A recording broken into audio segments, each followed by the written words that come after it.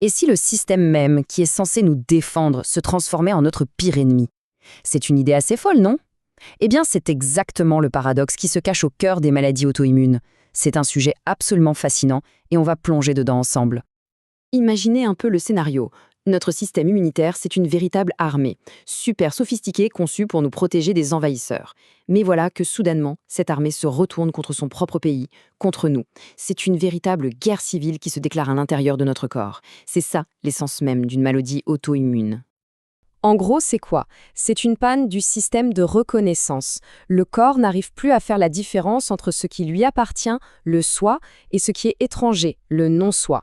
Et c'est là que tout bascule. C'est un problème d'identification fondamentale qui transforme nos propres défenses en ennemis. Alors, pour bien comprendre ce phénomène, il faut d'abord se pencher sur les règles du jeu, si on peut dire, de ce conflit interne. Qu'est-ce que toutes ces maladies ont en commun? En fait, elles partagent plusieurs traits de famille. D'abord, et c'est le plus important, il y a une rupture de ce qu'on appelle la tolérance immunitaire. C'est la capacité naturelle du corps à ne pas s'auto-détruire. Quand ça casse, le corps se met à produire des auto-anticorps, des armes tournées contre soi-même. On sait aussi qu'il y a souvent un terrain génétique, des déclencheurs dans l'environnement et, fait très marquant, une prédominance très forte chez les femmes. Heureusement, la plupart du temps, on peut calmer le jeu avec des traitements qui apaisent ce conflit. Bon, maintenant qu'on a posé les bases, voyons un peu la stratégie de l'ennemi. Parce que même si la cause de fond est la même, cette guerre peut se jouer sur deux fronts très très différents. Il y a en gros deux grandes stratégies d'attaque. D'un côté, on a les maladies dites systémiques. Là, c'est l'attaque généralisée, une sorte de guerre totale sur de multiples fronts. Les cibles, qu'on appelle les auto-antigènes, sont un peu partout dans le corps. Et de l'autre côté, on a les maladies spécifiques d'organes. Là, c'est tout l'inverse, c'est une frappe chirurgicale, hyper ciblée, sur un seul organe, un seul tissu. Allez, on commence par la première catégorie, celle de l'attaque généralisée. Et pour que ce soit bien clair, on va regarder deux exemples très concrets. Le premier cas, c'est le lupus érythémateux systémique, ou LES. C'est vraiment l'exemple type de la maladie auto-immune systémique. On le surnomme le métamorphe parce qu'il est incroyablement complexe et peut se manifester sous des formes très variées.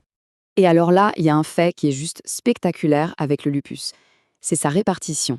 On compte 9 femmes touchées pour un seul homme. 9 pour 1. C'est un déséquilibre énorme qui suggère très fortement que les hormones ou des gènes liés au sexe jouent un rôle absolument clé dans son déclenchement. Dans le lupus, l'attaque est vraiment tous azimuts. Le système immunitaire s'en prend à des éléments de base de nos cellules, comme leur noyau. Pour le diagnostiquer, les médecins vont chercher des sortes de cartes de visite très spécifiques dans le sang, comme les anticorps anti-ADN ou anti-S. S'ils sont là, c'est la signature de la maladie. Passons à un autre exemple d'attaque généralisée, la polyarthrite rhumatoïde. C'est la plus fréquente de ces maladies et on pourrait la décrire comme un véritable envahisseur qui s'attaque en priorité à nos articulations. Ici, la cible numéro 1, c'est le tissu synovial. C'est une fine membrane qui sert à lubrifier nos articulations, surtout celles des mains et des poignets. Et le marqueur le plus important, c'est l'anticorps anti-CCP. Ce qui est fascinant, c'est que cet anticorps peut parfois être détecté dans le sang des années, vraiment des années, avant que le premier symptôme n'apparaisse. Ok, on change complètement de champ de bataille maintenant. On va s'intéresser à la deuxième grande famille de maladies, celle où l'attaque du système immunitaire est beaucoup plus précise, plus ciblée. Premier exemple, la maladie cœliaque. Alors là, il faut bien clarifier une chose, ce n'est pas une allergie. C'est une vraie réponse auto-immune, déclenchée par le gluten, mais qui cible une partie très précise du corps, l'intestin. Pour faire simple, quand une personne prédisposée mange du gluten, ça déclenche une attaque en règle contre la paroi de son intestin grêle. Pour le diagnostic, on va chercher là aussi des marqueurs, en particulier les anticorps antitransglutaminase, qu'on appelle anti-TTG. Et ça nous amène au concept de l'iceberg cœliaque. C'est une image très parlante. Les cas qu'on diagnostique, avec des symptômes bien nets, ce n'est que la toute petite pointe de l'iceberg.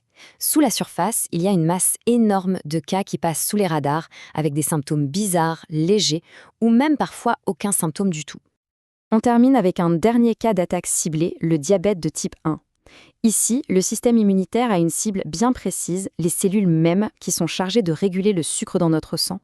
L'attaque vise les cellules bêta du pancréas. Ce sont les petites usines qui fabriquent l'insuline dans notre corps. Leur destruction progressive entraîne un manque chronique d'insuline. Et là encore, la présence de certains anticorps, comme les anti-insulines ou les anti-GAD, peut carrément prédire si une personne à risque va développer la maladie. Bon, pour finir, prenons un peu de hauteur. Essayons de relier tous les points entre ces maladies qui, après ma vue, n'ont pas grand-chose à voir les unes avec les autres. S'il y a une chose à retenir de tout ça, c'est la suivante. Que la cible soit les articulations, la peau, l'intestin ou le pancréas, peu importe, toutes ces maladies partent de la même erreur fondamentale. Le système immunitaire a perdu sa capacité à se reconnaître lui-même. C'est cette fameuse perte de l'autotolérance. C'est ça, le fil rouge. Et on va se quitter sur une dernière question, une question pour l'avenir.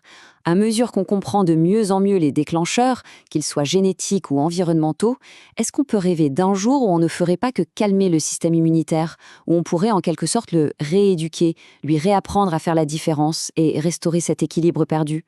C'est une piste de réflexion passionnante. L'avenir nous le dira.